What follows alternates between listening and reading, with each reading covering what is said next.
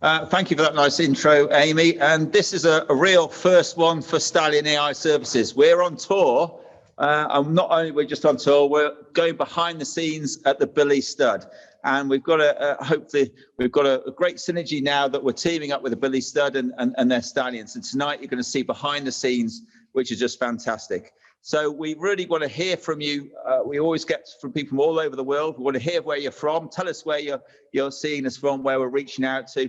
And don't forget, we've got Kate on the questions tonight. So hopefully she'll read them out to us in a minute. So please put your questions to us and we'll try and answer as many questions as you can.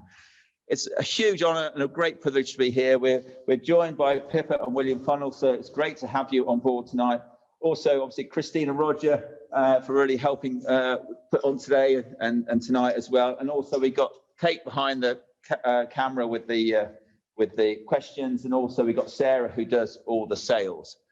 But tonight's we're actually doing a really good giveaway for those that stay right to the end. They've got to be able to win it. We're actually giving 1 dose of Kevin Z. That's very kind of you to give that away to 1 lucky mare owner. So you could be in chance of winning that 1 dose. And I've heard it's extremely good. So there's a good chance of you getting that mare in foal first time, hopefully with that.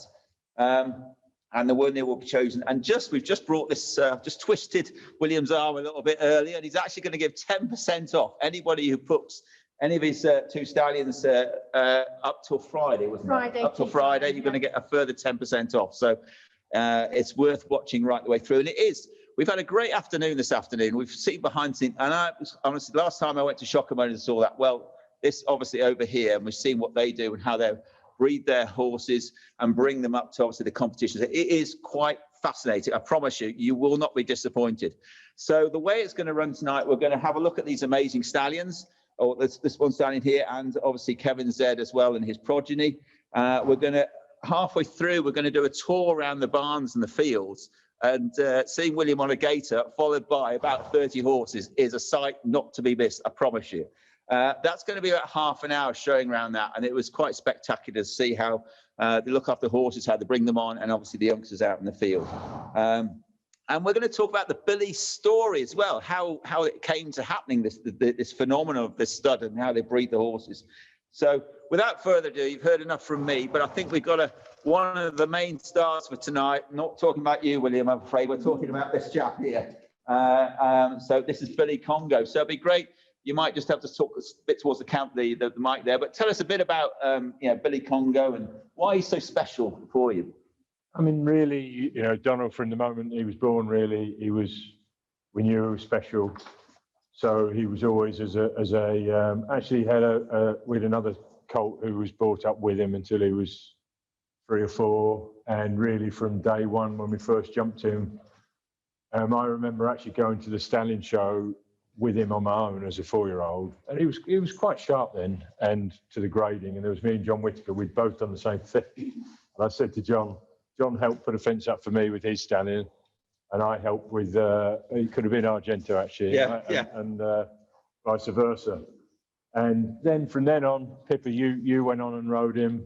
And I remember one day, as a young horse, he jumped you clean off at Royal Lecture. He was, yeah, I mean, a bit of rivalry going on here. I had a lot of fun doing him in his early days. And I absolutely loved him right from the beginning. And he actually, like a lot of our horses, we still take them to see ditches, water and everything. And he absolutely was as bold as anything going cross country.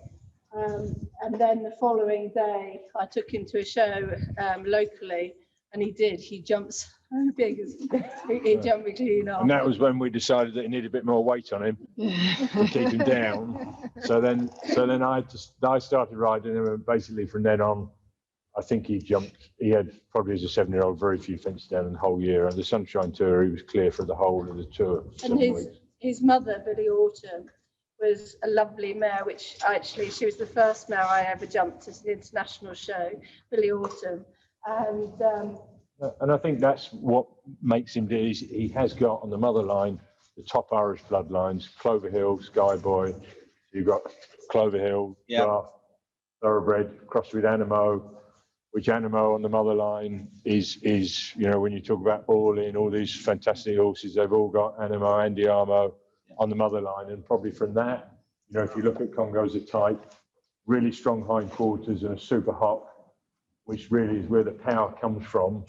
And then going from there to end up jumping, I was unfortunately missed out on winning a global, but I was second in two, fourth in London.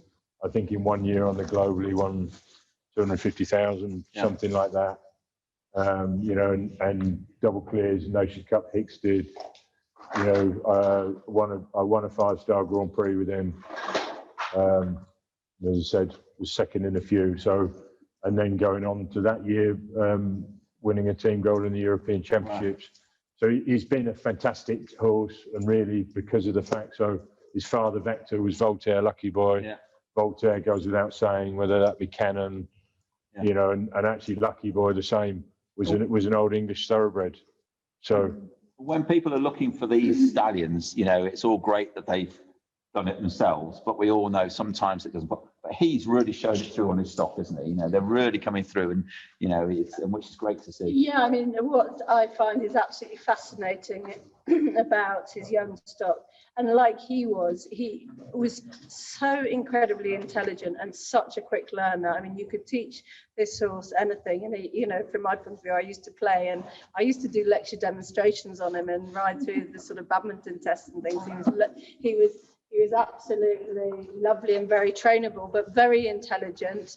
And he would be so quick, and the young stock are very similar. They're so quick to learn good things, but at the same time, they've got a bit about them that. And I think one thing that sets him up, yes, obviously from the bloodlines, but obviously as a stud, we're breeders and producers ourselves. Yeah. And you know, the main mares are. You know, there aren't many stallions that we can, all over Europe, all over the world, that we can have that give blood to a mare. You know, when you've got a mare that's cold, he gives blood. And that's important on the eventing side, is it? Yeah, I mean, very, very much so. I mean, I would actually say, I would say unfortunately, because I know a lot of the Congos we've bred, unfortunately, they've gone, because they jump so well, they've gone down the jumping lines. But the very few we have had, I mean, obviously Billy Cuckoo being one who I evented up to our advanced level, and then I was cutting down my numbers because I had a bad fall, and Tom Jackson rides her now. She did her first 5-star at Pau last year and was 7th, went fantastic. There's no better horse to jump on the last day than Billy Cuckoo.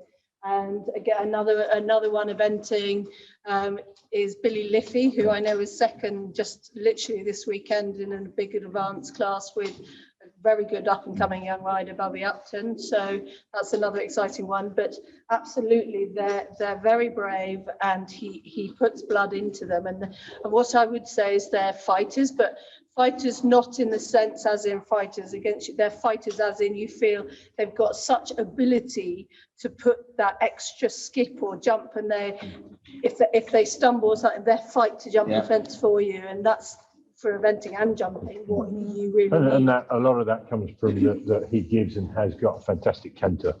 You know, one thing you could say, which hopefully we've got a couple of young ones in to show the range he breeds, is people see him because I'm quite tall when he's compact. Oh, is he a small horse? But actually, you'd be surprised when you walk into him how tall he is. Yeah. You know, he's a lot taller than you think because he's so compact. Yeah. And you see a lot of horses that are long in the back, and you take for that, you know, because they have a longer stride. But actually, one thing with Billy Congo, in all the Grand Prix I jumped, always he had a massive stride for a compact horse because his hops. He is so powerful through his hops and always taking you forward. And all the young ones, I would say, all the young ones we've had, you know, look at Billy Buckingham, you know, so actually then before he changed, you know, I jumped his father in the Nations Cup Vector. Congo obviously jumped to then Billy Buckingham. I jumped several Nations Cups, World Championships, won the Hickstead Derby with. So actually I've ridden, you know, jumped teams with 3 generations, and I jumped his mother in Aachen as well, actually. And if you there's a lot of mare owners watching tonight, which is great to see. If they would come to you and say, "Oh God, what sort of mares would you say he really suits on the side?" I think you've always got to look at the good bits and the back. You know, it gives a super canter. So if you've got a mare with a weak canter, he's going to improve the canter. He's obviously got a good jump. He's got a super hind leg, super hock. So he's going to improve your mare's hock. And I think if you've got quite a long mare, and obviously he's compact. Yeah, he's lovely and short coupled. And he's 900. So you know, he's 950 pounds live foal guarantee. So just people out there don't realise, you know, it's live foal. So you keep on going until you get your mare in foal, which is, to be fair, is a great service. I've said that right, haven't I, Sarah? Because I'm always saying the wrong thing here. So, and just when it comes to stud fees, and this is a bone of contention I always have. They said, "Oh, I can get one for £600." I can promise you now, the cheapest thing you'll ever do to bringing a foal onto the ground is the stud fee. Everything else, the farriers, the foaling, the vet's fees, and everything else. So never ever skimp on your stud fees. And also you've got to keep that until you can ride it at 4 years old. And actually you skimp on a few £100 now, and how much that costs until you ride it. Use the best stallion you can, which is as a stud. That's why we're one of the only commercial studs in the UK that because we're critical of what we've got, mares, stallions, and want to try and improve. You know, never double a negative is something that we would say. You know, so make sure, you know. The other thing, bad hop, good hop. The other thing, just seeing him stood there, unfortunately, he's just slightly on the wrong angle to the screen, but he's one that I was always taught. You always look for a horse with a leg in each corner. And he really has, and unfortunately he's a bit sideways onto the screen, but he's absolutely stands full square in each corner. We've got both of you from two different disciplines, and rightly this stallion suits both disciplines. Absolutely, and we see it absolutely more and more. The quality of the jumpers now, you would say they have to be more blood, don't they, to jump these big Nations Cups and I think it's also very important. I mean, he was second in the Queen's Cup with Pippa at 16 years old. We're riding him every day.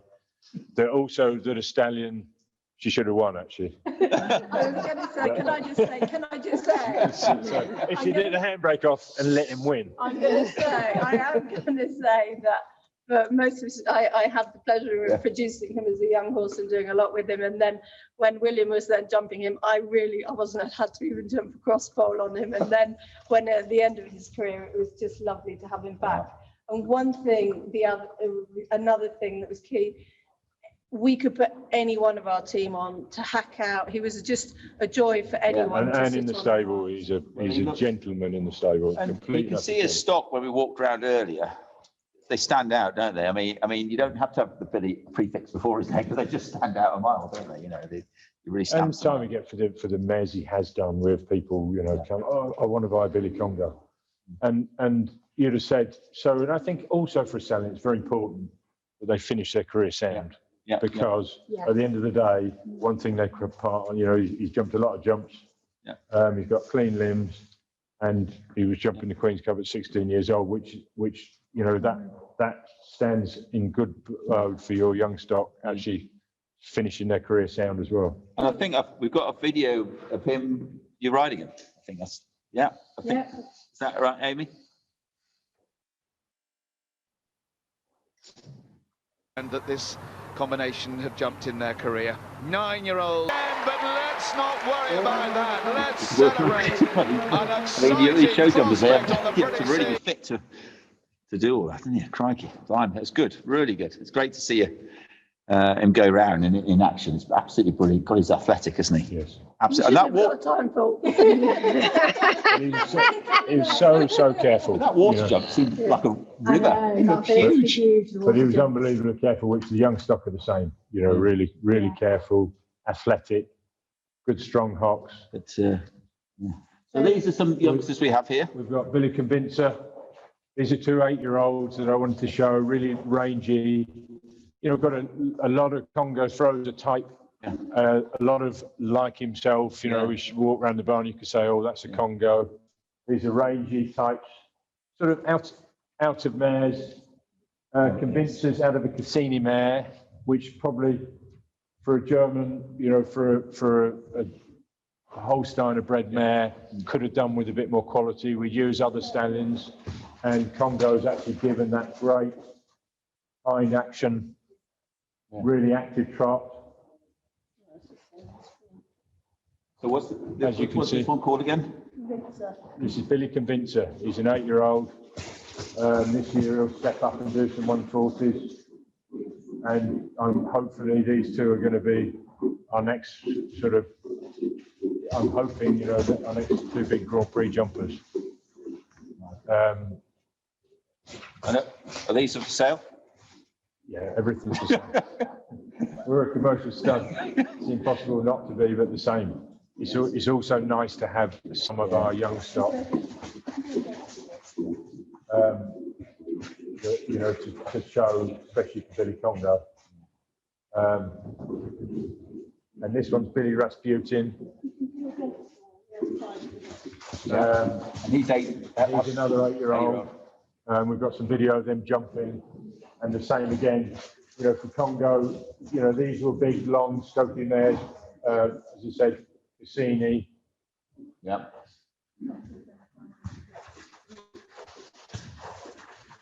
And then we can see them. So you can see both nice trots, both really rangy, scopy types, which is something that I wanted to, as I said, to show you a couple of what you would say if I was looking to buy a Grand Prix horse. That's the sort of range that I want to be a Grand Prix horse, and that's why we've still got them at 8 years old.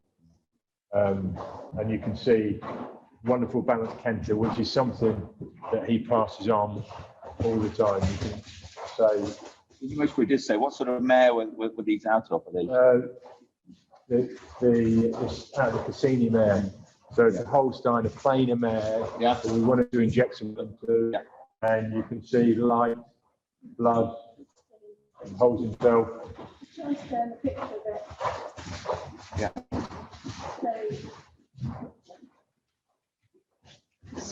And I think we've got a video to play on this as well, haven't we? And the other ones out have actually called down OZ there.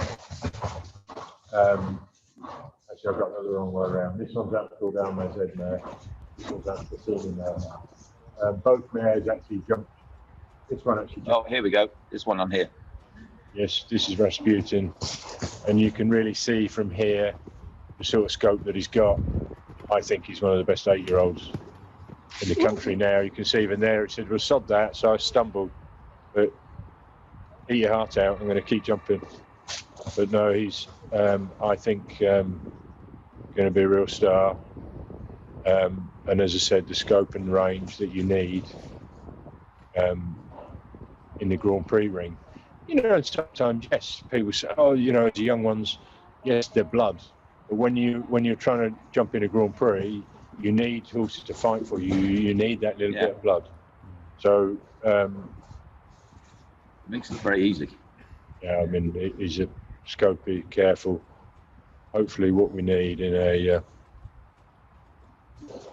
Grand Prix horse. And where are you hoping to? Where's he going to go on to next? I took him to a show in Italy for 3 weeks.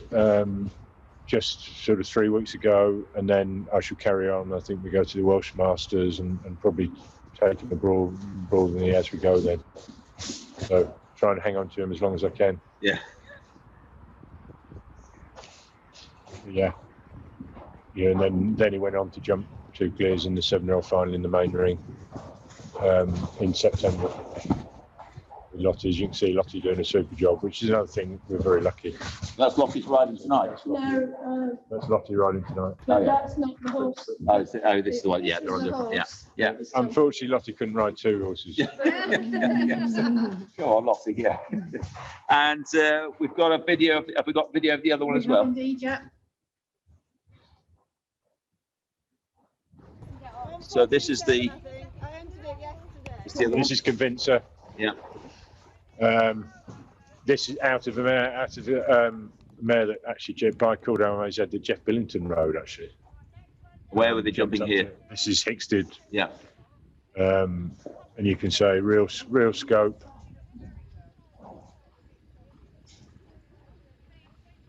Blood, as you said, and range. And I think the same, another one with a big future. Yeah.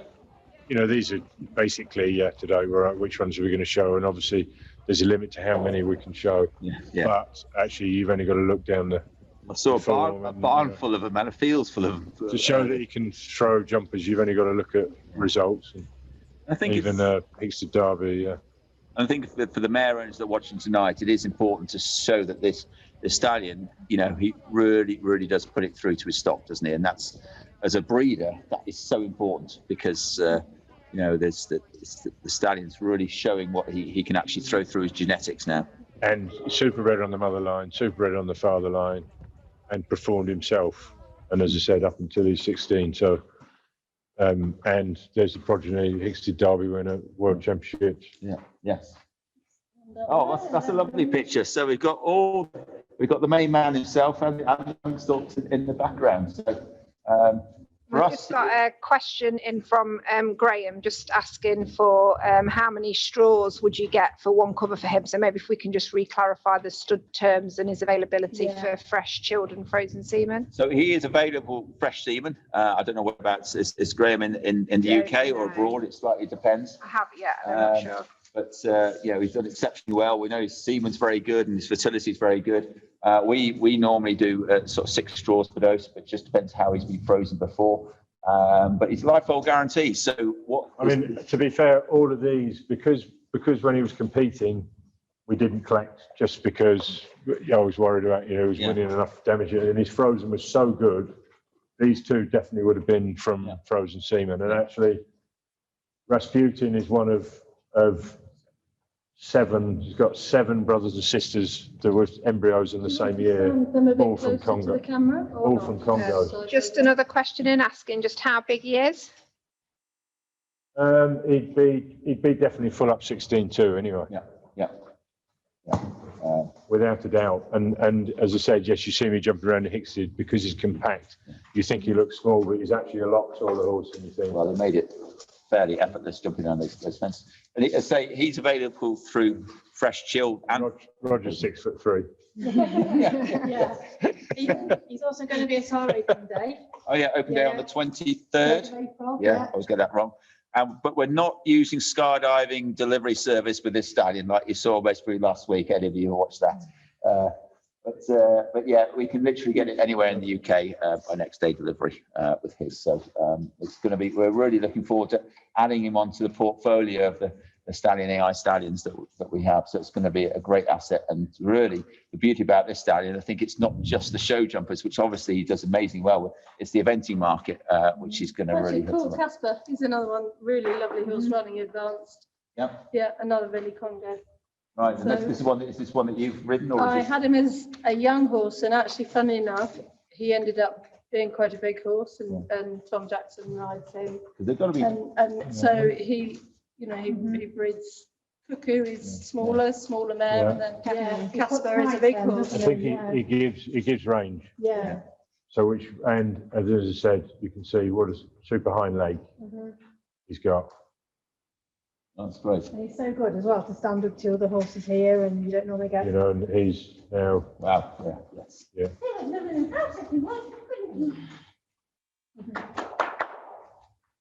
Now we're very much looking forward. So I mean, you've promised for the eventing side, braveness. I know for the show jumping, they've got to be really brave taking on. So well, they've got to be very brave. Yes. You also want them to be really careful. Yes. Not just for the show jumping, but the cross country. You know, you want them to have a really good technique and be very quick thinking, and that's one thing he does really put, that quick thinkingness, and that's what I love about him, because there are sort of horses, more the sort of some continental horses that you look at and you think actually they're lovely, they move, they're great, but actually can you imagine them running at 11 minutes at a big 3 day? You know, are they going to be quick thinking enough after 10.5 minutes? And that's where you still need them on it in their brain, and that's one thing that's so super. And I think both from show jumping and eventing, that point of view, because I know like some of the show jumping shows, if you've got like a hot climate like Tokyo, they need to be the last day. Some of them need to be blood. Even when you Yeah. jump in a Nations Cup on a hot day, you know, you're jumping 2 rounds of 13 fences now. And we've had a question come in from Sean saying, are his offspring sharp generally, or are they suitable for amateurs? They're blood. You know, that's why he makes Grand Prix horses and 5-star event horses. Is you'd say they're blood. You know, he gives blood into a mare. You know, yes, probably if you're trying to breed a working pony club. Yeah. But we went round. Sorry, can I say something? Because it is really interesting, because having ridden quite a few young Congo offspring, and I do think where I love them and they're so trainable, I think where they can react is that they're sensitive in a way that if you actually don't ride them well and they're sort of out of balance and a bit wonky, they can get a bit, then they use sort of every excuse. Whereas actually when they're nice and balanced and you just have them straight and upright in front of you, they're absolutely with you. But that's where I think, you know, if you let them get away with something, it's like they're so quick to learn good, but if you actually let them get away with something once or twice or 3 times, then they think, oh, that's a new trick. We walk around the barns today. I've never seen such a quiet lot of stallion, or not stallions, but horses around the barns. It was quite incredible how kind that. But thank you very much. That was great, and we're really looking forward. You can come and see him up close and personal, and hopefully in a week's time or something. Hopefully he's coming over. And on the 23rd of April. I don't know if he's riding in, but you'll see him anyway. Oh, will you?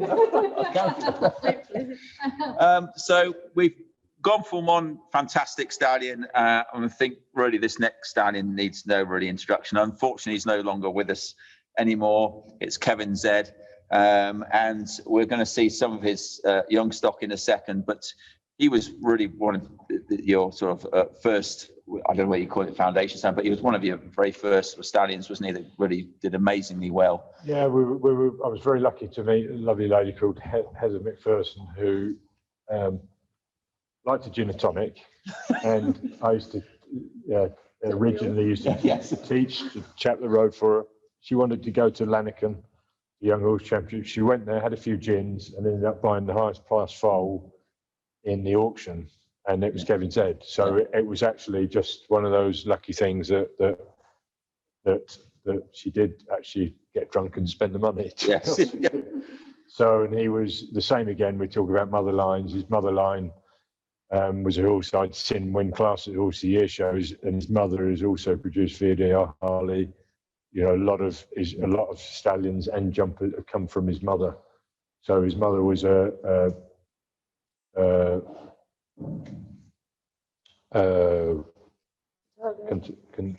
Carthago.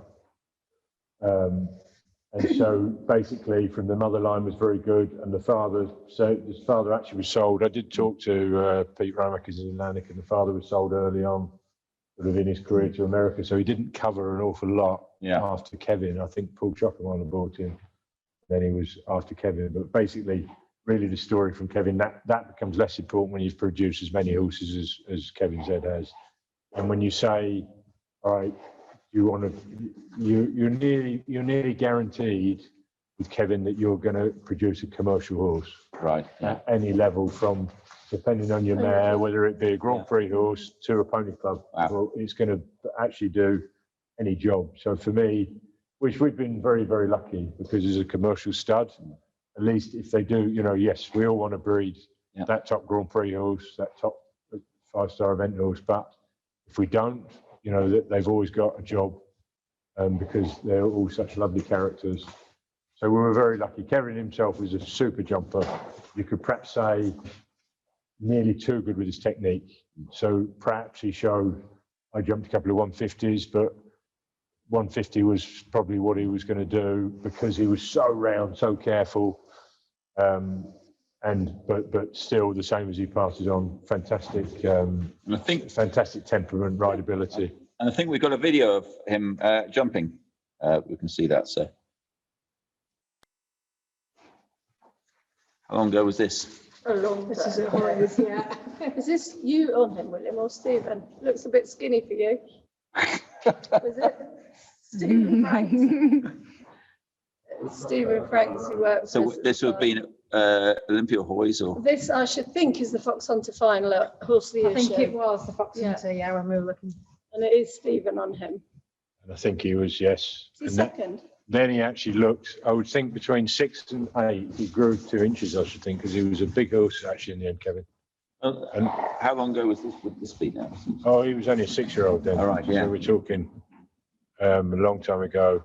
One thing he's really passed on is for any Kevin I've ever ridden, every photograph, they take amazing photographs because their front legs are always absolutely there, square in front of him. So yes, that's Stephen Franks. I was never that skinny. Would I be right, or am I saying the wrong thing in saying that we absolutely loved him as a style and we loved him as a character, but if I'm honest, I'm amazed with what he's thrown and how many good, unbelievably good horses he's thrown in, and again, you know, in both the sports. I mean, I had Billy the Biz, who obviously went to went to Rio Olympics. Victoria Panazan had Borough Penny Z, that was Kevin, that went to get an Olympics. And so again, both sports, you know, he's been so versatile in what he's produced. Yeah. And that's really important. And again, this stallion is £950 life foal guarantee, so you can carry on. And you could breed something like, you know, like one of these amazing horses here, you know, and as William was saying, you know, virtually he's virtually guaranteed to produce you a good horse. Well, Pippa won the newcomers final on Billy Ballou, and then the next year I won the Foxer final on Billy Ballou, which is the only stallion ever to do that. I mean, actually, to remember how many, I mean, basically he's won, you know, he's had the Wall winner at Royal Windsor, you know, this is Billy McCain, he's won last at Olympia, jumped in the Nations Cup finals in Barcelona. He's now, I think he's 14 now. Yeah.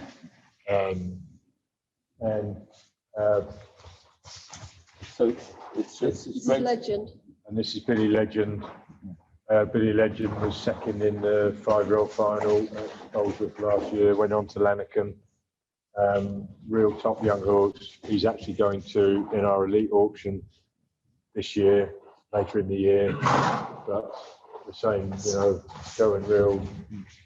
And we've got one of these jumping We've got videos for both. Yeah. Amy, if you can. Someone's just asking, Ben, hi Ben, he's just asking how big was Kevin Z, and if you can just confirm again what his stud terms are, please. Might they do the size? I'll get that. He would have been 16.3. 16.3. He's £950 live foal. Remember, obviously, it's frozen semen, and I can promise you now, I know we didn't freeze it, but where it's frozen, they did an amazing job. They really did. His pregnancy results are fantastic with his frozen. And we even did some research the other day, over 1,000 cycles, actually frozen semen has sometimes got better results than chilled. So don't be afraid of using frozen semen. It really, really does work well. And especially his, I believe it's been frozen very well. I'd love to take the credit for it, but I can't. But it does work very, very well. And again, temperament-wise, he was absolutely outstanding. And for a stallion, he jumped. Jake Saywell had him as a 12-year-old and did kids on horses. I mean, he was breeding by then, and I think everybody that ever had anything to do with him, rode him, had anything to do with him, absolutely loved him. Have we got a video to play, Amy? What mare did you use on these two? They're both a bit different types, aren't they? So this is Billy Legend. Same again. A mare that actually we've got. This is in actually the World Breeding Championships in Lanarkon with Lottie. So he went to the World Breeding Championships last year, and you can see a real athlete careful, rideable.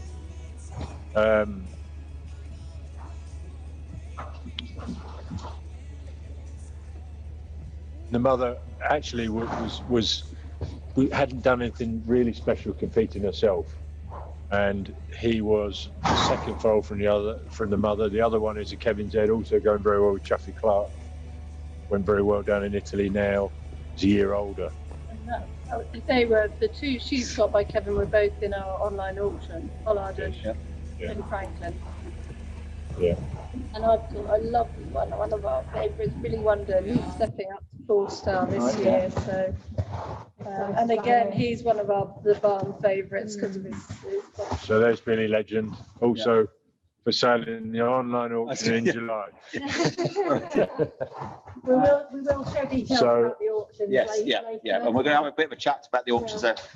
I hope you all have taken a good cup of coffee or got a big glass of wine, because we've got so much more to show you, I promise you. And just then to show, yes, really from any mare, from mares bred, he's out of a cruising mare, Billy McCain, so Irish mare, and the same, Kevin's given blood. So Irish, We've got a video of this one. Billy McCain, Yeah.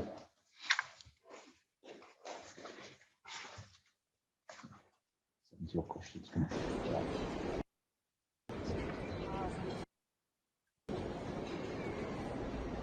So this is, even as a jumper, McCain's very versatile in the fact I could win a speed class with him, or I jumped to Nations Cup when I needed to. I could also jump a clear in a Grand Prix with him, or win a second class, or hopefully jump a clear, and probably always gave his best, which I think is something you can say of most of Kevin Zeds, that they're real triers and they give their best. This is him winning a class at Olympia. Probably 3 years ago. All the youngsters have got, every single one that goes to its first show, like in Mexico. Don't you remember Billy Mexico? His first show. I mean, it was like we thought he'd be green, and he was like, unbelievable. It was like he'd been going to shows all his life. And he's got young stock jumping all over the world now, Kevin Zed. I had a lovely lady ring me last week, said, have you got any Kevins? I bought one 15 years ago and it's been fantastic, and it's now retired, and I only want a Kevin. I've had a couple of other horses, no temperament matches the Kevin Zed I had, and she's desperate to have a Kevin, and there is one in the 4-year-old auction in May, actually. Right, yeah. And forgive me if you already said this, but what sort of best qualities, but I know he's got lots of good qualities, what would you sort of pass on to his stock? Well, one thing I love about, I mean, obviously it's Rome, but I love the fact that I'm being one that can sort of change my mind. They're quick they can lengthen or shorten. If you want to shorten and change your mind and go, they can easily. It suits me because I can't see a stride from a mile away. That's where they're lovely, and I think that's where they're so great.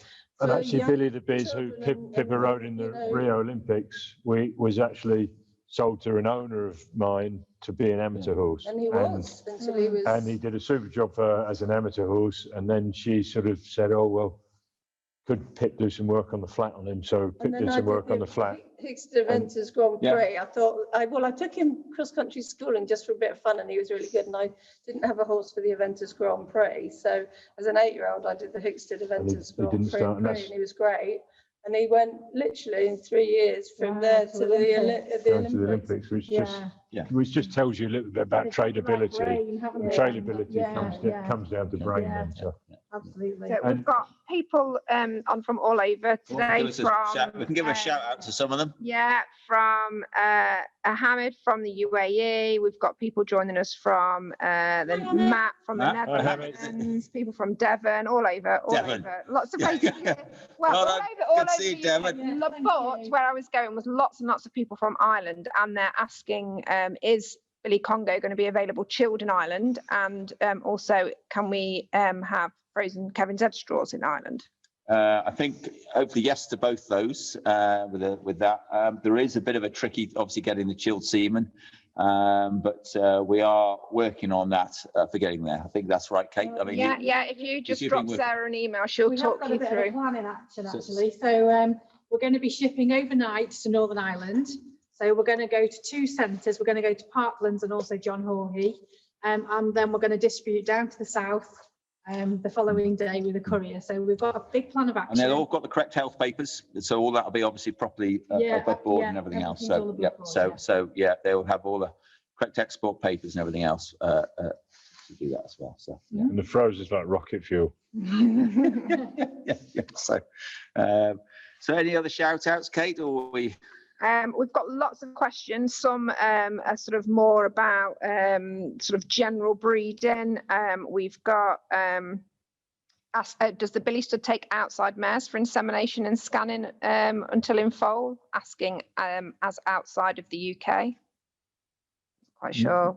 No, but I mean, we can suggest as you can studs that will do a good job, but no, because we basically breed and produce our own, then we don't have any outside mares. Yeah. And we've also got a question from Ben. He asked a question earlier actually about stud fees and terms, and then he was just asking, are there additional collection fees for subsequent attempts? So I'm afraid so. Yeah, well, yes. The collection fee is 115 plus VAT. Yeah. But that price is not just collecting from the stallion. That's making sure the semen is extended down, and the team in our lab do an absolutely amazing job of preparing the semen for everybody each day on the shipments. We haven't actually announced this yet, but something new that we're doing this year, I must admit it's just for the frozen, we're actually doing tracker systems for all our frozen shipments, so we can track the semen all over in the tanks. That's something new we're rolling out this year, so you'll see a bit more of that later. So that's something new. So shall we? Right, I think so. We've got so much more to get on with. I appreciate we've seen some amazing young stock and here today from Kevin Z. I don't know, any more last words, these people sort of saying, how. You sort of feel we haven't said enough about Kevin because he's produced so many things, but from so many different types of mares, so I think if you look through the history books and say, those Fox Hunter winners, those, we've got a mare here that won the 7-year-old final in the Sunshine Tour. It was the only horse to jump clear all the way through the Sunshine Tour and won the final by Kevin Z out of actually a sister of Congo, out of nearly a sister of Congo that we took embryos from. Yeah. So there's just he's produced and still producing, and obviously Billy Diamo, who I've jumped Nations Cup, third in the Rolex Grand Prix at Windsor.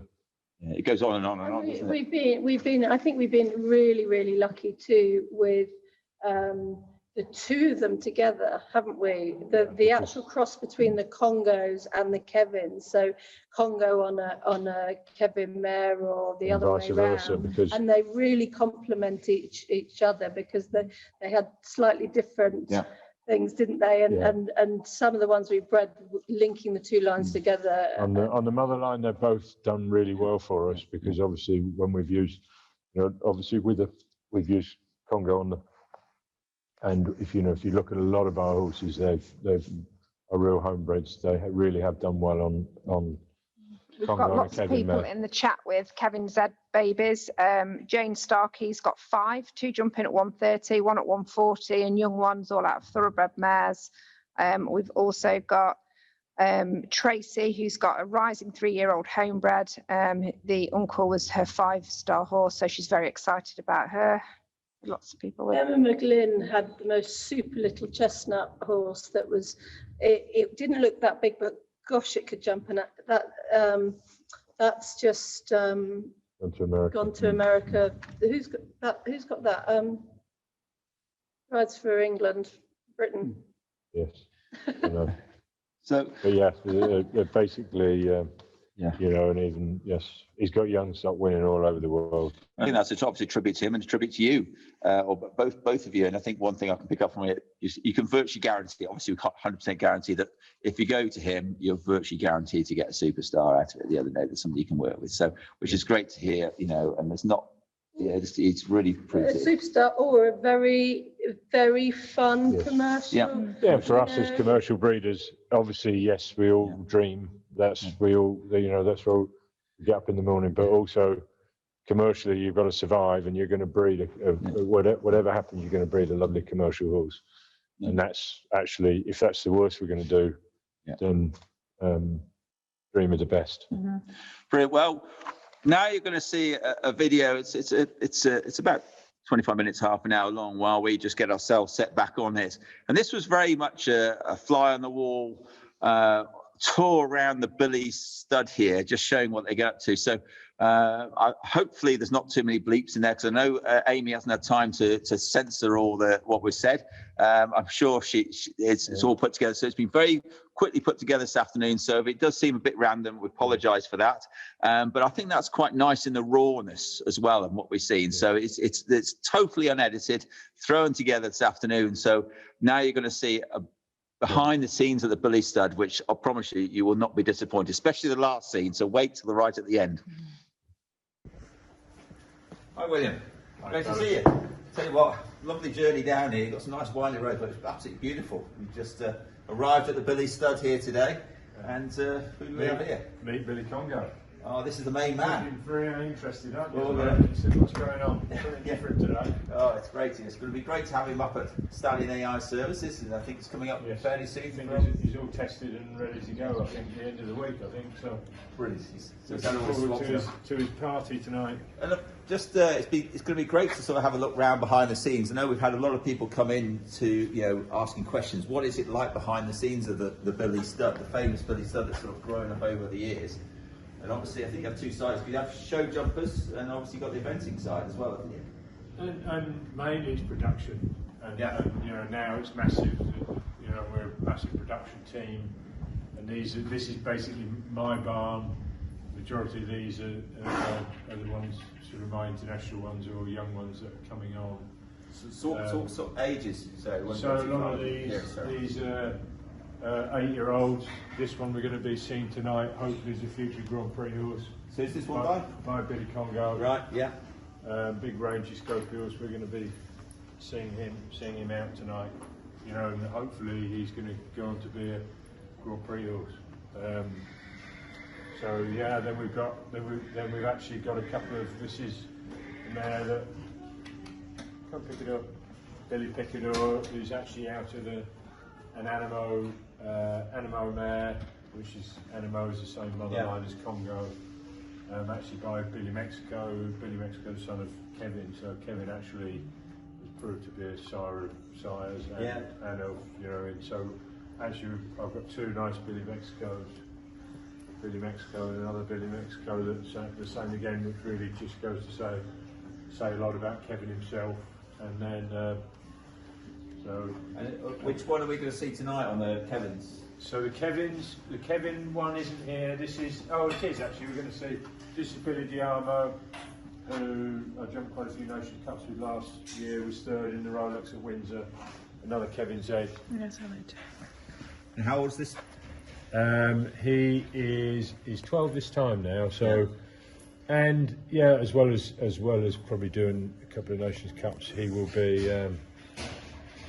I've got a big aim. I'd like to win one more derby, and I think he's good enough to do it. So I'll be aiming really to try and have another good crack at Hicksley Derby, which, because we were busy with Nations Cup actually in Kent, we haven't had a crack at. He did do the Derby trial when he was an 8-year-old. Yeah. He's been to Dubai this spring. He jumped to Nations Cup, in which he was clear and four and clear in the Nations Cup there, and had some good success in January, February. These are all obviously competition horses. You do all your breaking, is that in a separate place, or is that all done here as well? So basically, we've got one guy, Will Plunkett, who does all our breaking. Well, yeah, he is 5 a month and basically goes through and breaks the, obviously if we sell them as 3-year-olds in auctions, they don't get broken. You can see, and I think, hopefully people notice when they walk around the yards, because I think the horses have done, left in groups. You'll see some of our young horses in the fields.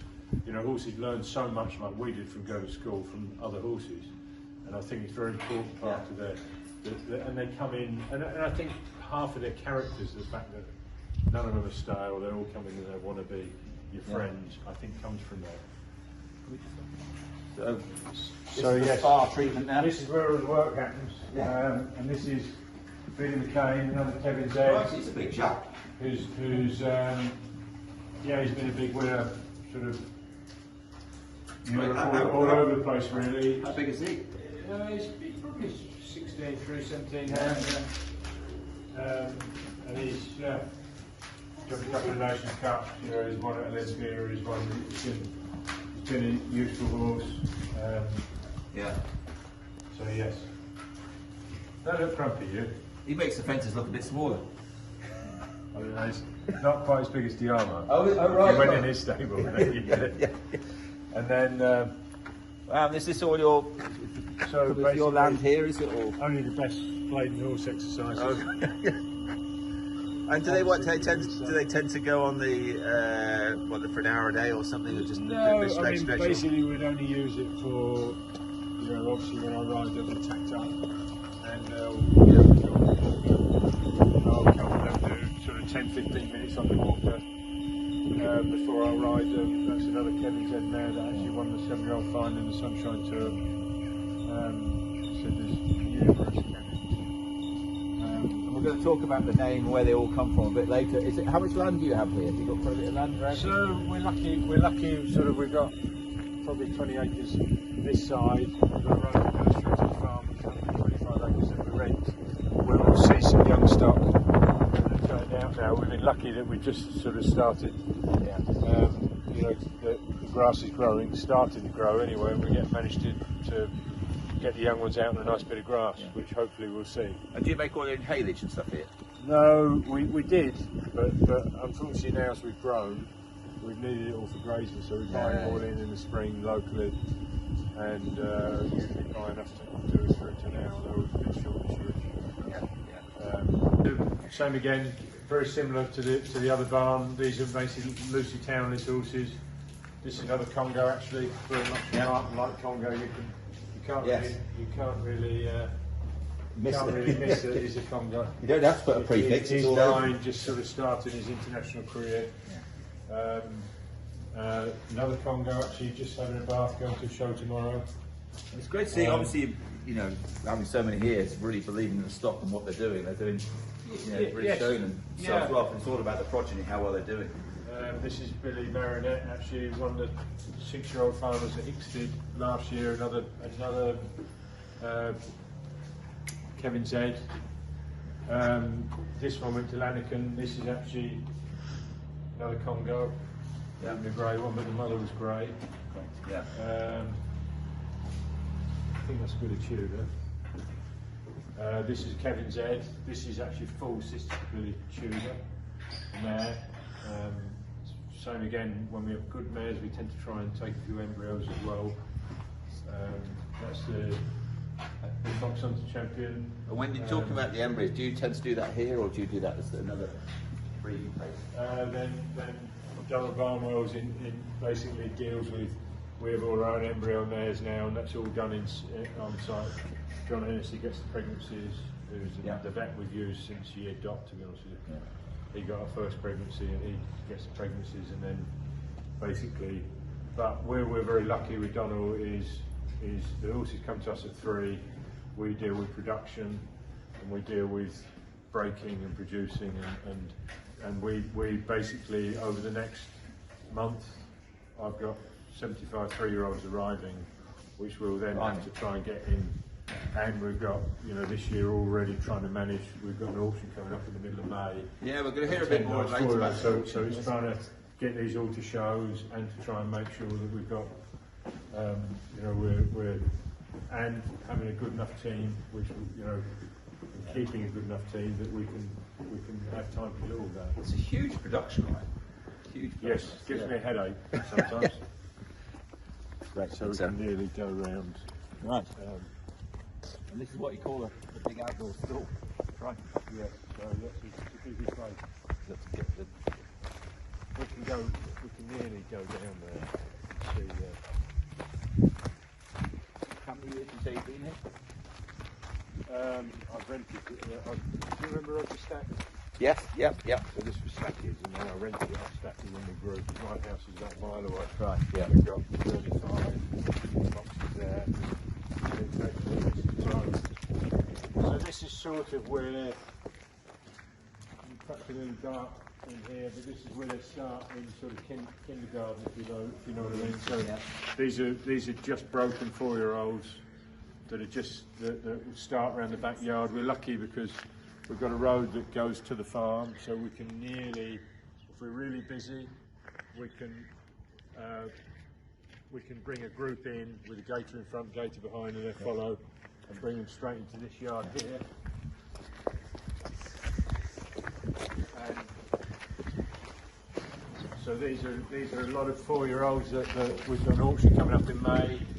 These are a lot of 4-year-olds that will be in that auction. This is Plot Blue, which is out of Congo mare, which is another thing Congo's proved, you know, on the mother line is very good. He does very well, especially say with a horse like Plot Blue that perhaps could be stronger behind. There's 4 options you do, isn't it? There's 3 4-year-old auctions, so we sell 30 4-year-olds this year, and then we do an elite auction of some of the better horses, and then a 3-year-old at the end of the year, which will be unbroken 3-year-olds. But that's sort of what will be, and then a bit of show jumping in between. So yes, these are all babies that are really just come to school and learning how to do everything. Do you watch them sort of loose jump to start with and do all that side of it? You know, to know where it's over in shop clothes, they sort of go through that sort of. Yeah, we tend to try and get a mark. This is Sue, who's fantastic with all these young ones, and really this is sort of her department around the back here with these. And this is actually a young Kevin Stallion. Yeah. So he's just a 4-year-old, so we should do a bit with him and see what he does this year. But same again, lovely temperament. I don't think we've got Kevin that isn't easy to handle, easy to do everything. You know, he's basically just broken the riding, and Sue's just going to put a pair of long reins on him and give him a long rein, which perhaps will. It looks like quite. I might even be able to ride it. I think he is quite laid back. It's quite chilled out.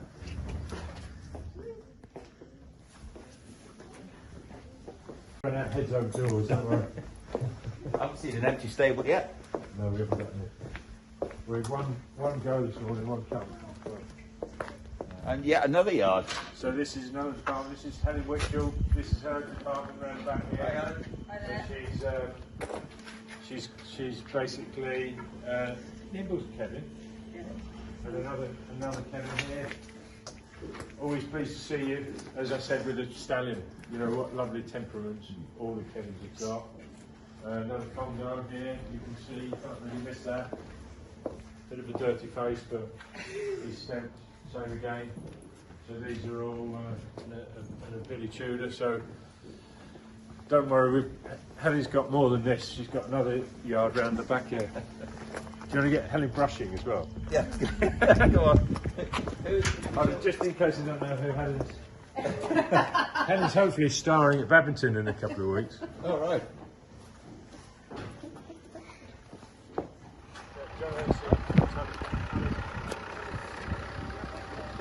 Just saying we could have the. I was just saying John Hennessy did the, and here he is. How are you? How are you? Be talking about the great work you're doing here. Oh, yeah. John's just turn up to get some more pregnancies, hopefully. Yes. A few more embryos. We Are we on camera? Yeah, is that right? Yeah. You've been doing this for a while, though, haven't you, John? I mean, Doing what? yes. How many years you've been doing the repro work cycle? Here, 25 years. I remember seeing your name on the boxes that we've sent out for a long, long time. Yeah, You know what I it must be 25 years. 25 years. Wow. I think just John about every produced the first Billy. Oh, did you? first Billy and almost everyone So since. you're responsible for the start of the I am of responsible this for whole the lot. process here. It's all my fault. Anybody with a Billy, any problems, it goes back to this man. Yeah. Yeah, day one. Day one, and now I mean, I always think it's quite good ways where you sort of start off. Now you see all the embryo transfers and how technology is sort of moving on and making it sometimes easier or more difficult depending how you look at it. But you know how we can get these mares now in foal that you maybe couldn't years ago. It's incredible how the technology's moved on so fast. Well, it is. Yeah, it's all changed in the past 10 years. Yes. 10 years, wasn't much embryo transfer, less frozen, so now it's nearly all frozen. more than 50% of your crop are embryo, transferred embryos. And still a lot from frozen semen. A lot from frozen. I think There was you might not, I did a presentation the other day and looking at the stats, and actually the frozen semen results over 1,000 different inseminations was slightly better than chilled, believe it or not. And so it's really how the frozen semen's working so much better now than it did obviously years ago. And it was an interesting stat, that, because everyone thinks the chilled works better, but actually the frozen in the right way can actually work very, very well. it all depends on the quality. Yes. So it's probably better presented nowadays than frozen. Yeah. In that it's processed more efficiently, and chilled can be very good, but the busy stallions come peak season, especially the ones in the continent. Yeah. When they're very busy, the quality of the semen does decrease. Yes. It's a fact of life. If they're covering 20 mares a day, every day, there comes a time when the quality is not quite as good as it should be. We're quite canny. At that time of the year we don't use very much chilled because it's not good enough. So we go to frozen. Yeah, and I think you're right. It's good to hear. Some people are frightened of using the frozen, so that's great to hear. So I'd like to think we hopefully very often talk about stacking the odds in our favour. Yeah. And little things like that can make a big difference. It's all about stacking the odds in our favour. Yeah, well, it's great to hear, because we're always trying to improve our techniques. So Do you think a lot of the time some of the vets are frightened of frozen semen that aren't used to using it? Yeah, I think there's different aspects. There's obviously some mares are not so good at being used in the frozen. Susceptible, I guess. So some people aren't experienced with it. So timing is What's the important. mares or the vets? No, Yeah. just putting it out there. When you say a mare doesn't like frozen, that's because you have to put it in But it was interesting, actually, the results that we saw, the pregnancy results, even on the older mares. Yes, all pregnancy results dropped, but the frozen was still better than the chilled, really, because there was always this rumours, don't use frozen semen on a maiden mare over the age of 12 and things like that. But actually, the data says that actually it's still okay to use it, but it does drop off. So. I mean, there are practices that aren't too keen on frozen because it leads to unsociable hours. Yes. And that sort of thing. Yeah. And nowadays that seems to be a fact of life, But I think with the what you can give these mares and the ovulation hormones now, it makes life a lot easier to get the timing. It's so much easier. So you have to try and establish control. Yes. If you're in control, then everything should run smoothly. Yeah. But it's not a 9-to-5 enterprise. No. Getting mares in trouble. That's It's a fact of life. brilliant. And what do you think about Congo and Kevin Seaman? I would have to say that over the years they've been consistently good. Yeah, pretty easy to work with. Yeah, no complaints. Good. I put him on the spot. Yeah, I know. Yeah. I won't ask about Stallion AI services. No, thank you. It's just about to improve with it. Getting going. You can see Lottie trotting around. Which is another thing I didn't mention. So we did Billy Picador. She went to UAE and she's back. And I think John Ellis inseminated her on Monday. Yeah. So we're trying, and this is another mare that Lottie's on, another 9-year-old that the same. We'll try and during the season take embryos from our competition mares then. So while I broke my ankle last year, we got 2 embryos from Billy Picador last year. So actually, probably going forward, it's quite a good thing to try and keep mares, competing mares, so we can use them in the stuff. Realistically for us, mares and stallions are the best things to compete because we can then use them in the system to try and Well, it means you can get embryos off them and carry on competing, and those young stock can come through when they. Yes. And you find it doesn't affect the mares at all. No, and even then, trying to go through, some of the 4-year-olds, some of the ones that we like the breeding are outstanding jumpers. Then we'll try and take some embryos from them as we go along, because also auction-wise and what people want to buy and what we want to see is proven mother lines. So if we take embryos, if we've got an exceptional 5 or 6-year-old now, we think this is going to be something hopefully you're going to see on the TV, or it's going to be 150 or 160. Then it's a good thing to already have something on the ground. So we'll try and already preempt the fact, right, you're not always right, that if we like the breeding, we think it's real jumper, then we'll be taking embryos from them and we've just started now, basically last week. Deciding what mare goes with what stallion, who does that? Is that with yourself and Donald, or how does that all? Do you sort of sit down at the beginning of the year and sort of say, you know, plan it all out, or is it just yes, and also, you know, a lot of it, you know, especially in Europe, it depends on what you can get at what times as well. But yes, we try and have a plan of what standards we're going to use, what new standards there are.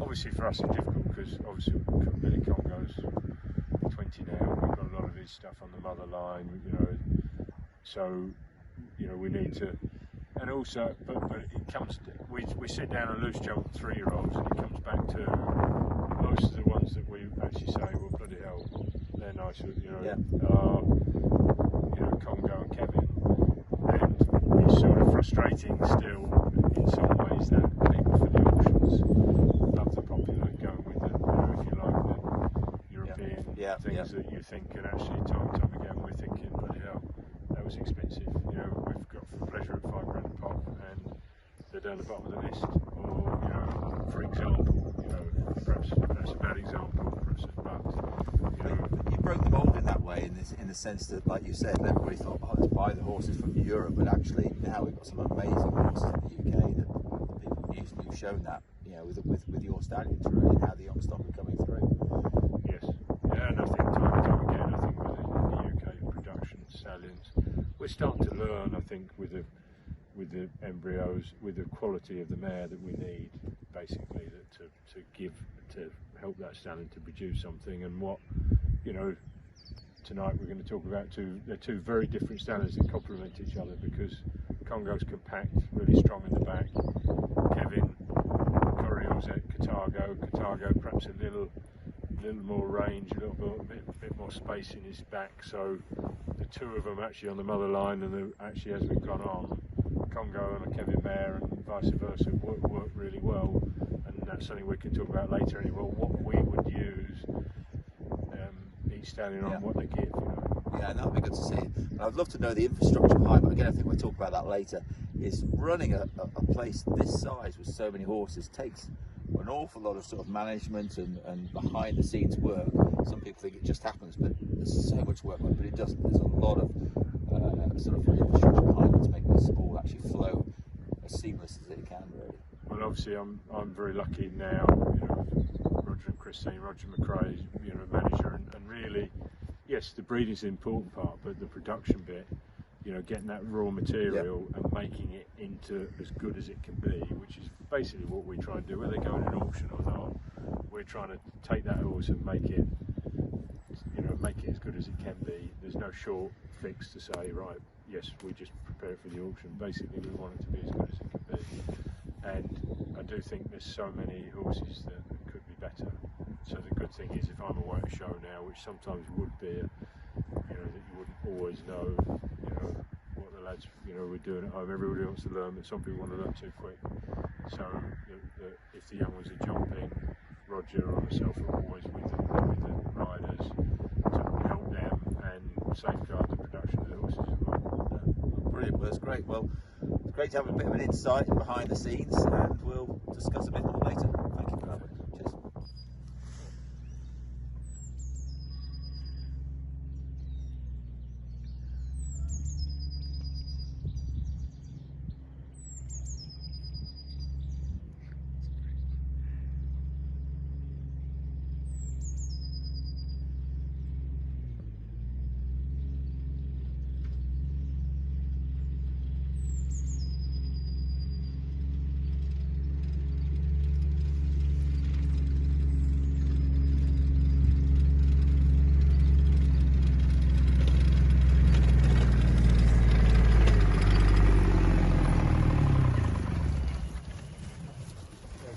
Cheers. Yeah.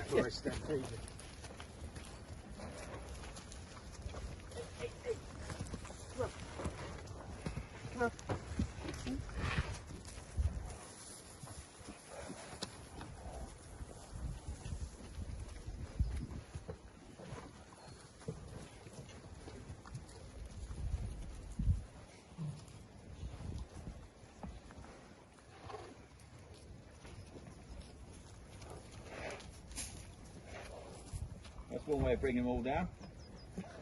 Yes. Yeah, another lovely bunch of 4-year-olds. They're the same. These are all broken. Yeah. They've all popped the fence on the saddle. Right. So, you know, and yeah. And at what stage do you start, you know, because obviously these 4-year-olds you start seeing the talent come through on them, you start spotting that. Is it a very early stage, or I suppose it's different horses you start to see?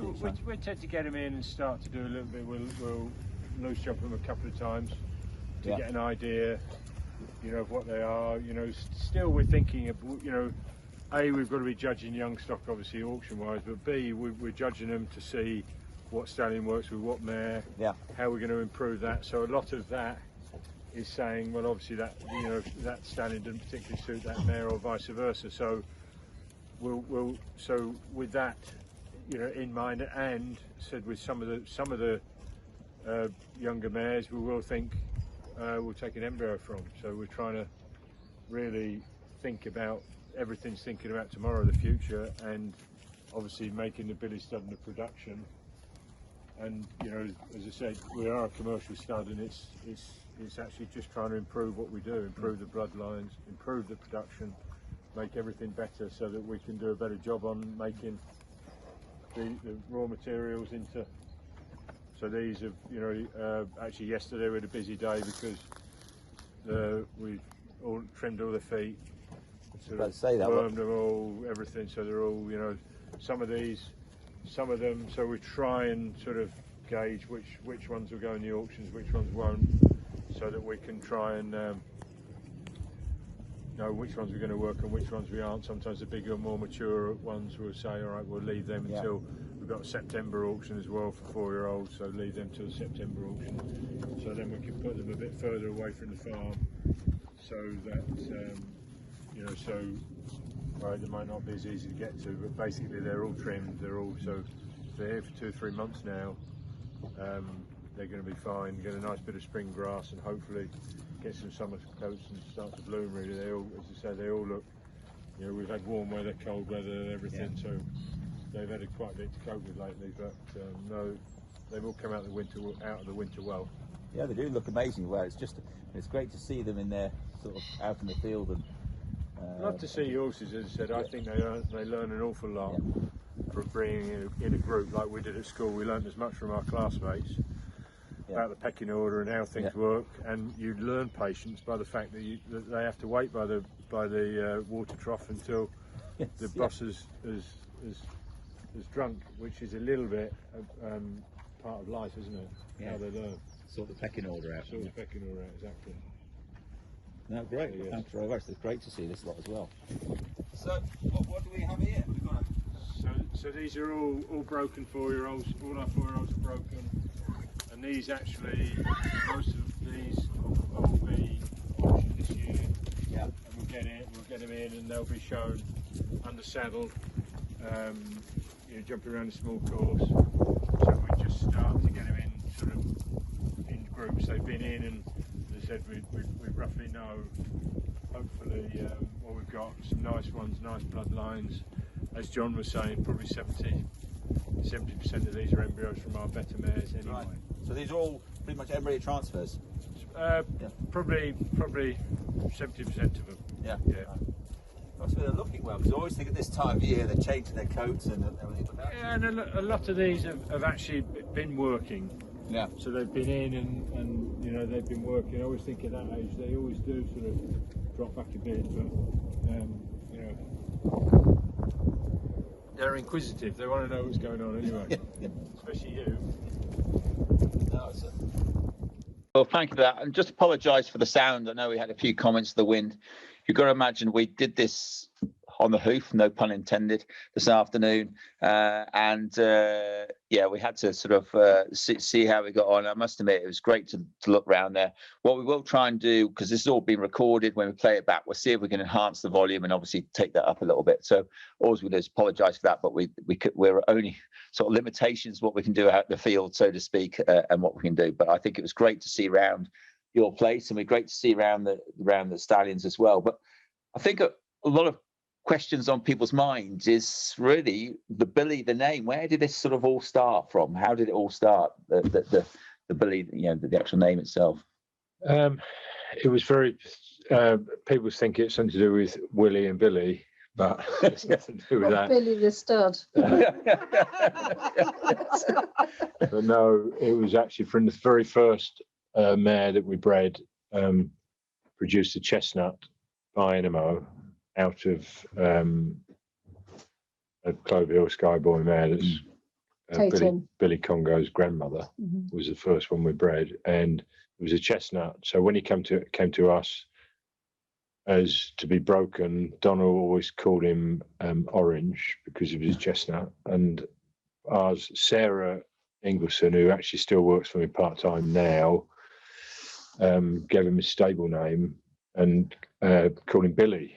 So this horse, Donald would say, "How's Orange?" I'd say, "Oh, how do you mean Billy?" So actually it made sense to call him Billy Orange, and that was how. And Billy Orange, first one we bred, we were lucky with that first mare, went on to jump Nations Cups, and we sold him to Roelof Brill in Holland. He jumped Nations Cups for Holland and won a Grand Prix for Holland, and then ended up jumping in America.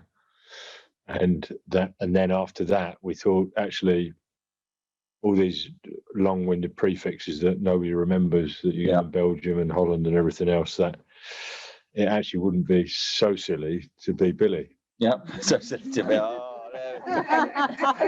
William could spell Billy. I'm with you on that. I'm the most dyslexic person in the world.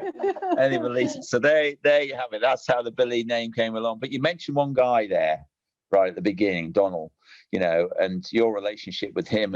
I've heard tonight when we're having a drink how that goes back. Oh, it's not just a few years, it's a long, long time, isn't it? Yes, from way before we started breeding, really. I said I ended up in this area because I was in the car with Donald and we drove past the sale sign when I was 19. And that was Cobbett's couple of years ago. That was Cobbett's farm. So yes, really from the beginning, you know, I've learned a lot from Donald. He was a great horseman in the fact that, you know, he could go and buy 50 horses in Gorsebridge and judge a horse in that, you know, and yes. He had eight horses that came from him that went to Barcelona Olympics. Right. You know, it would have been the biggest importer of Irish horses into England. So, you know, we're very lucky with the mare base that Donald has got such a great knowledge of that and is a good judge of horses. And that we were lucky with and then the breeding started because we had Tatum, Clover Skyboy mare. Probably, as you shouldn't start breeding, is one, she went lame. At that time you couldn't MRI, but it, you know, nothing on the x-rays, but it blocked to the foot. So, you know, she was quite an expensive mare we bought from Ireland as a potential jumper. So we thought, oh, what are we going to do? Put her in foal. Lame mare in foal is what we tell people shouldn't do, but basically probably from her we sold, you know, a lot of money's worth of young ones. Billy Orange, Billy Autumn, Congo's mother, we sold to Calgary, and she's actually got a name to a rider close to Calgary. She's got a name on the Wall of Fame out there. She won the high amateur 150 jumping class with the girl that bought her.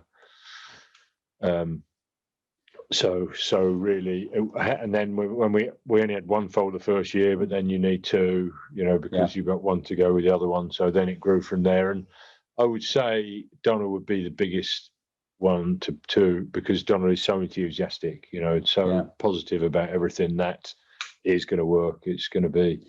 And Donald he's more on the breeding side, is that right? So Donald breeds with everything. You know, in the next couple of weeks we have 73-year-olds arriving, go through those and deal with those. But Donald's done everything below that. He does all the foaling. He does the foaling. He's got all the pregnancies with John Hennessy, done all the embryos. You know, so Donald's input is a massive part of what we do.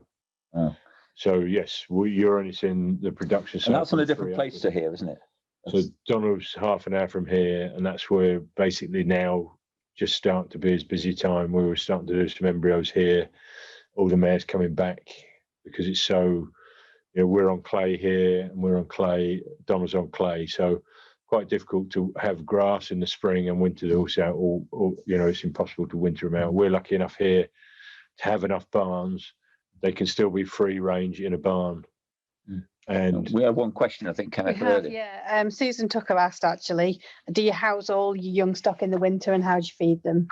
so basically they would be free range in a, we've got one barn big enough to have 30 4-year-olds, and the 3-year-olds will come, but even with the 3-year-olds they'll be free range in a barn.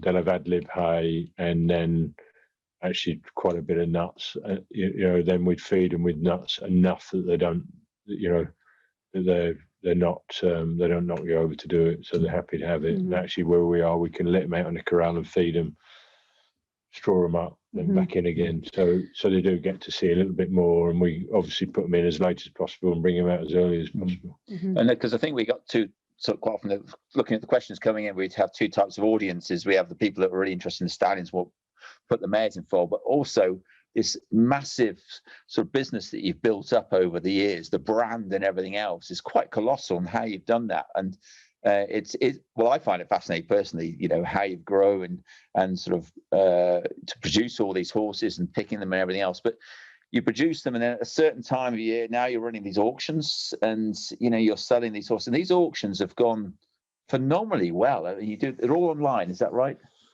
We sort of started online because I really wanted to do an auction in the UK like Hendrick's auction or the big auctions, and I couldn't afford to do it. So my idea originally with this was to have restaurant seating at the other side, so we could do a hard auction here. But obviously, if I wanted to do it, I wanted it to be equal with what they did in Europe, which was going to cost a fortune. So I wanted to be able to afford to do it well. So we then looked into the online thing. A good friend of mine who still does our computers came up with a system. Andy Cadman came up with a system that sort of would work for online, and basically we were inundated because we did the sort of normal press the button. The last one, press the button wins the bid thing, and it was everybody pressed the button, so it crashed at the end. And then the next year we got it better, and then so we started online before Europe did actually, because I couldn't afford to do it the other way, and most of those have gone from hard auctions to online now. So we got a head start with that. And you'd have to say, I think people with the Billy Stud, because we're not an auction house, we sell our own stock.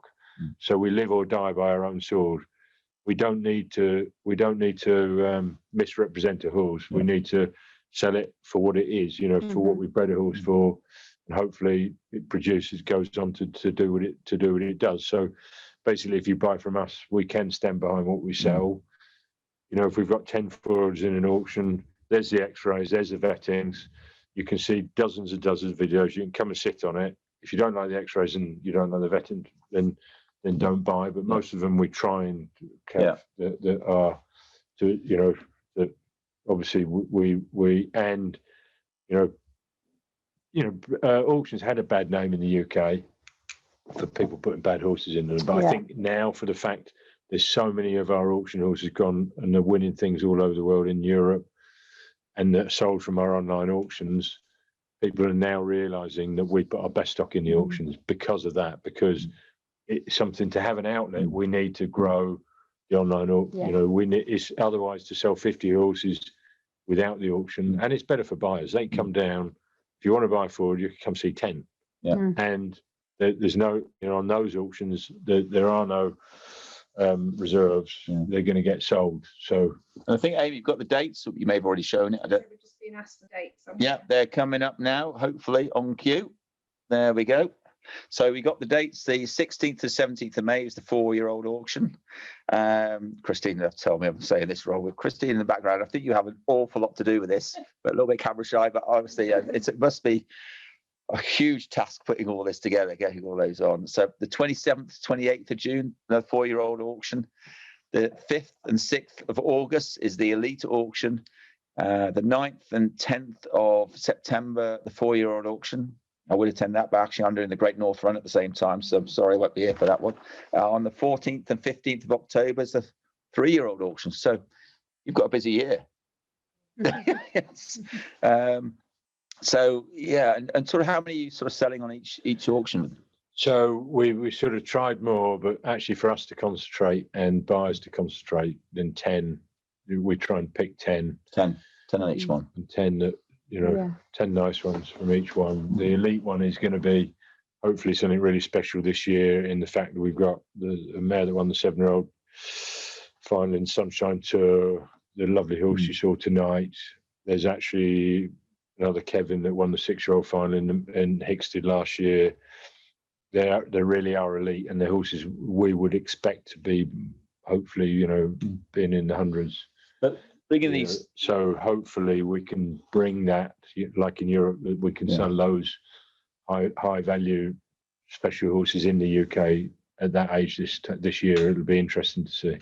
but I was speaking to Pippa before, and it's, don't get me wrong, the breeding is important, but it's how you produce these horses is equally as important, isn't it? And it's getting to that stage. Yes, you've got to have the bloodlines, but equally so, the work that you put in the behind. And just tell us a bit about that, because we were talking about that earlier, how important that is for these horses. Well, I think, you know, hopefully people that saw the video that's just been shown, the way the horses are also confident with people around them. And it's one thing that William and I have absolutely stood by throughout our careers, not just with the breeding side, but throughout our careers in our competition, with our competition horses. It's so much our belief that it's built up on trust and patience, working with each horse as an individual, giving it time if they need time. But it is definitely to me, it's about, you know, producing these horses, like, I know this is a commercial operation, but we're not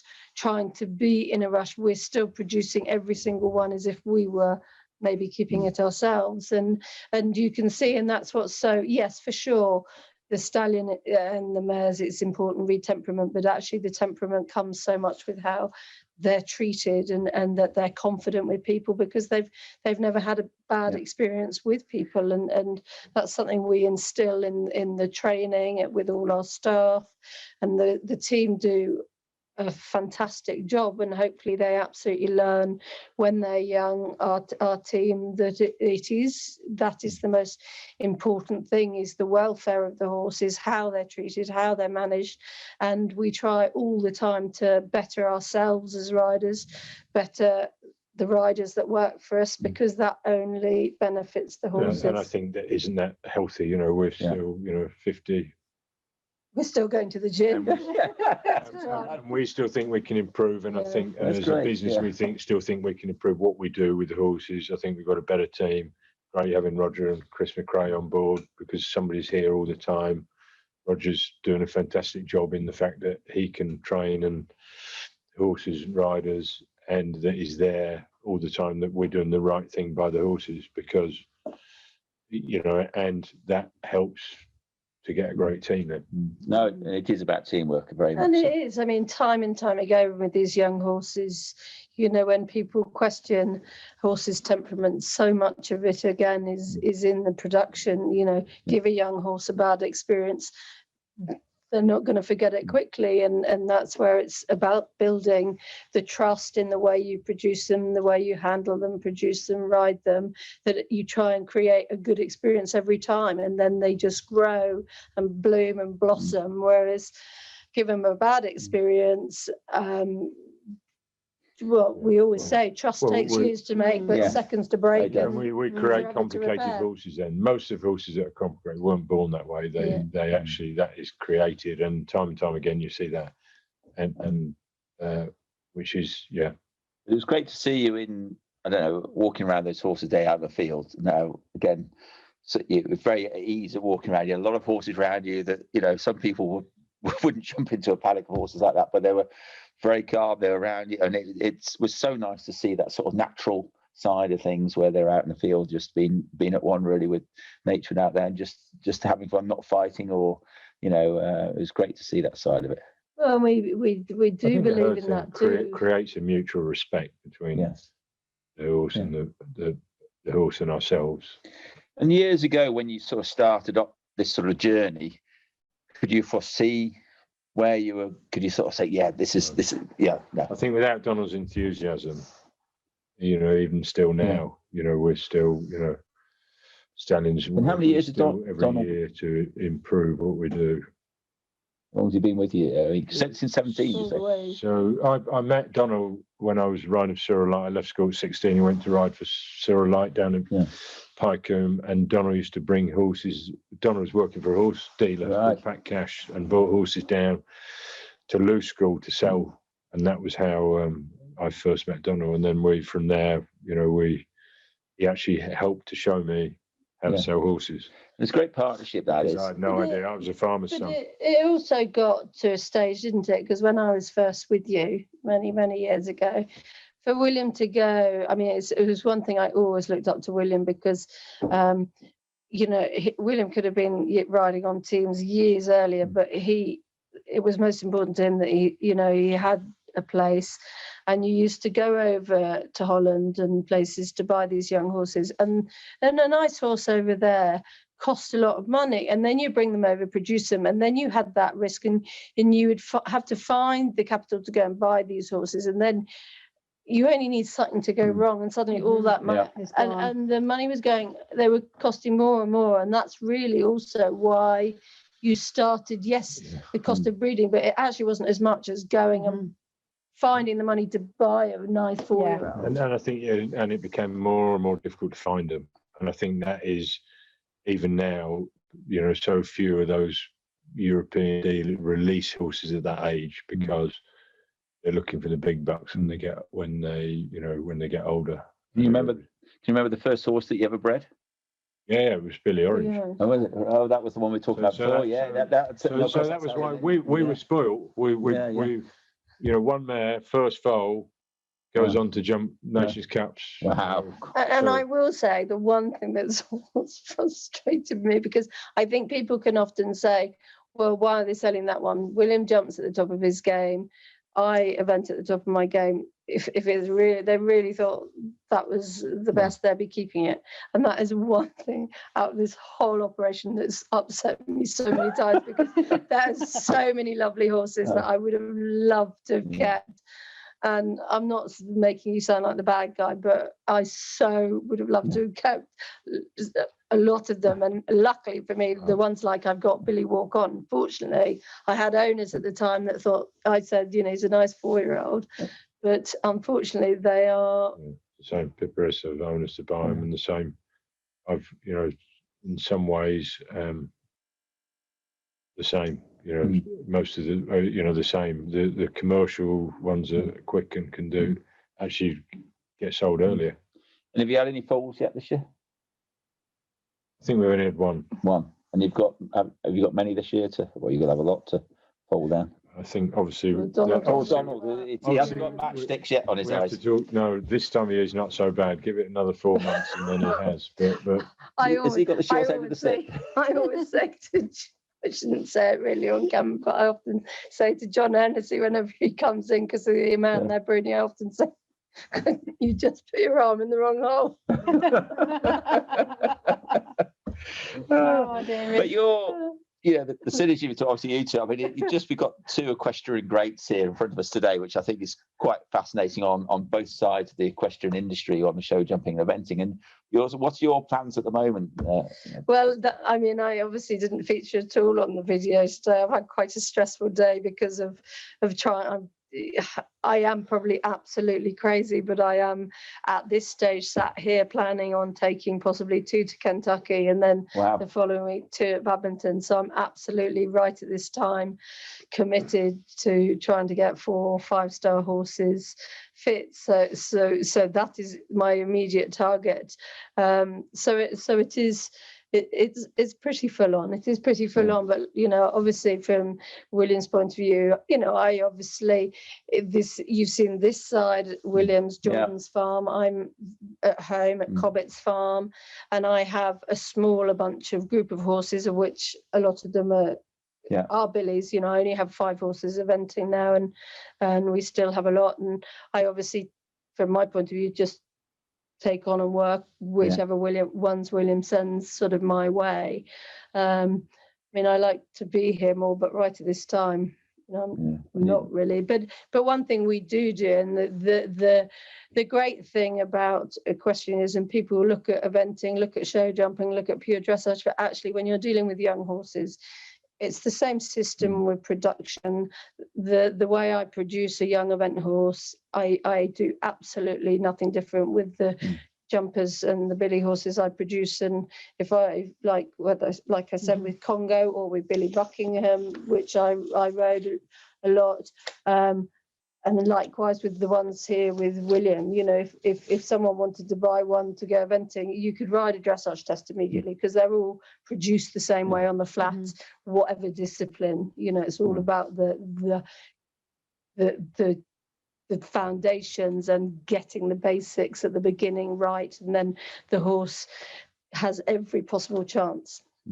Do you do a bit of teach each other a bit on the show jumping side, or is that William helps me enormously. Yeah. And I think basically, flat work wise, grounding. You know, I think, you know, over 30 years now, probably you looked at flat work. At that time, yes. At that time, I would have had no clue in the beginning. You know, you'd have been how important the flat work is on the show jumping drawings, and so definitely that's had a big influence on doing things correctly. And it really, you know, to me, I actually feel nothing but pride. Okay, you can get frustrated watching at home, and you help people and younger riders, but then when you actually see them out and about at shows and our young horses compared to a lot of other young horses, I'm proud that you don't see any of our horses in young horses in big bits. You know, they're all in snaffles and they're riding well and they're being they're quiet and that I think gives William and I, both of us, a huge amount of pride. And again, it comes back to doing everything in our ability to give these horses a good start in life, so that when people go on to an online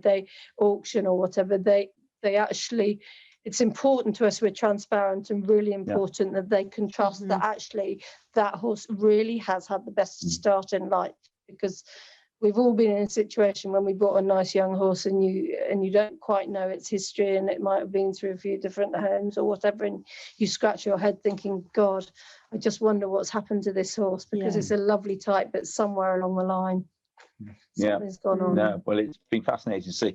I mean, we've been going for quite some time now, and time's flown very quickly. Is there any questions, Kate, that burning ones? I think we can do a couple, and then I'm sure people will want to. Yeah, so Ben has asked, during the early stages, as you were entering breeding, what were the key attributes that you looked for, and how does that compare to now? Attributes in... I'm assuming here, sort of a mare and stallion, sort of, you know, what are you looking for? You know, I think still, you know, and Donald would say if he was here, you know, we're trying to breed a sport type, you know, and you need from a sport type, obviously conformation needs to be correct, and it needs to be a sporty type. You know, the time even with jumpers of horses that aren't blood is gone. You need that blood, and you need a sports type.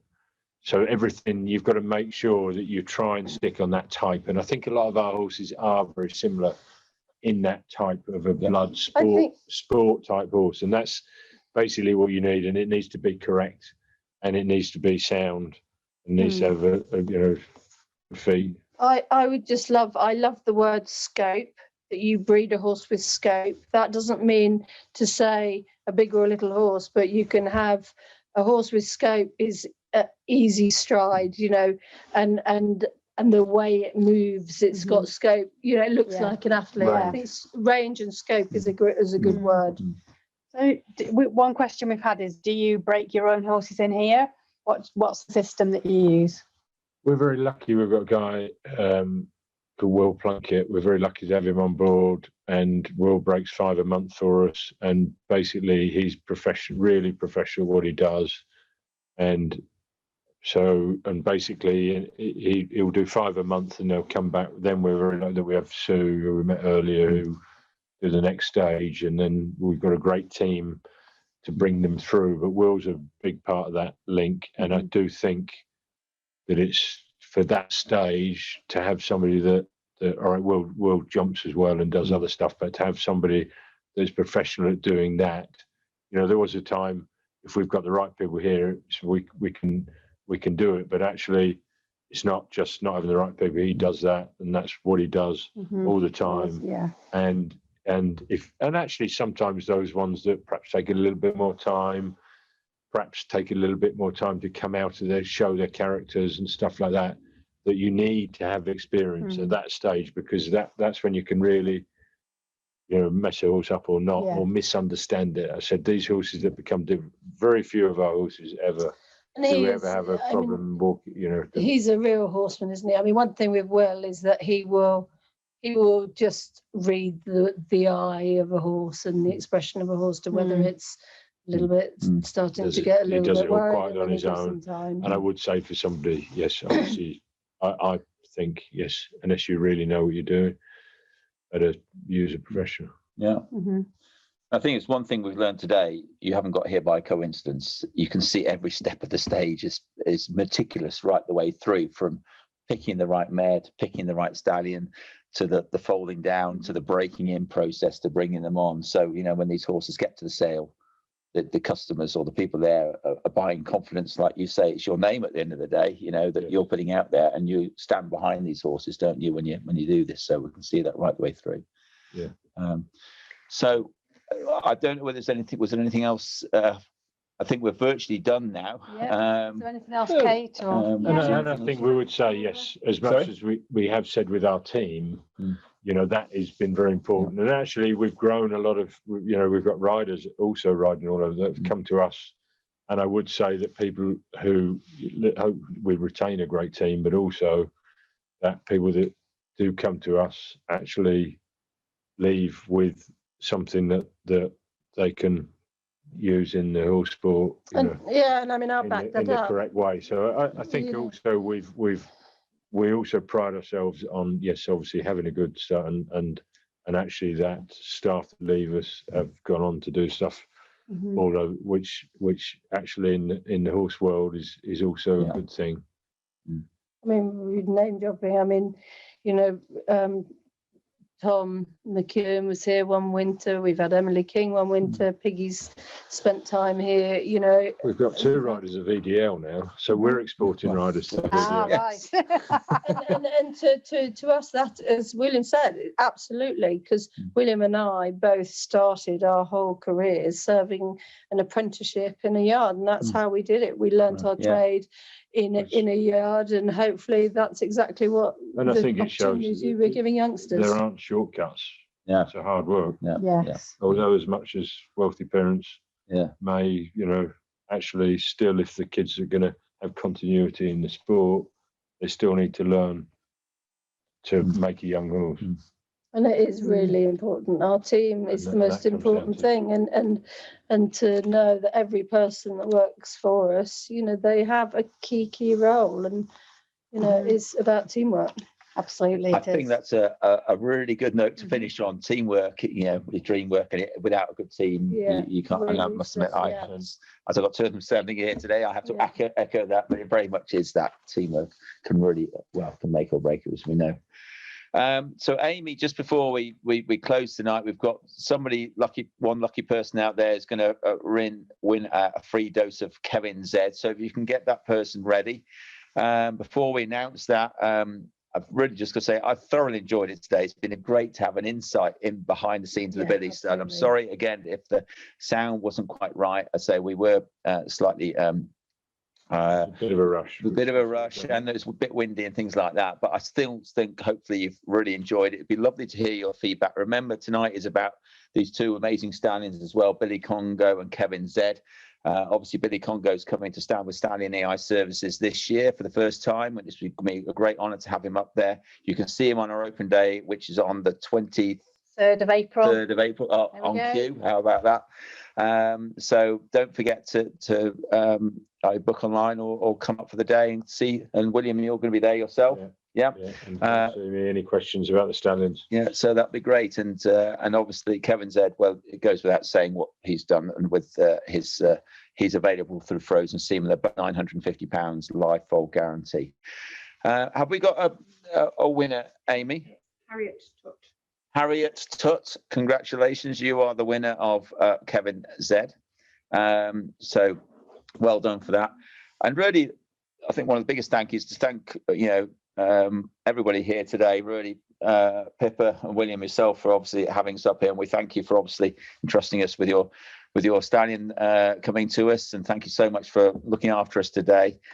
Christine, behind the scenes, you've been quite amazing. Well done, Christine. Thank you. Come on, Christine. We've been trying to get it. And Roger, as we saw earlier, I mean, it is all about teamwork. It really is. And without these instrumentals, Donald, shame we couldn't see him, but wow, we've heard so much about him, Donald, tonight as well. So he's instrumental behind it.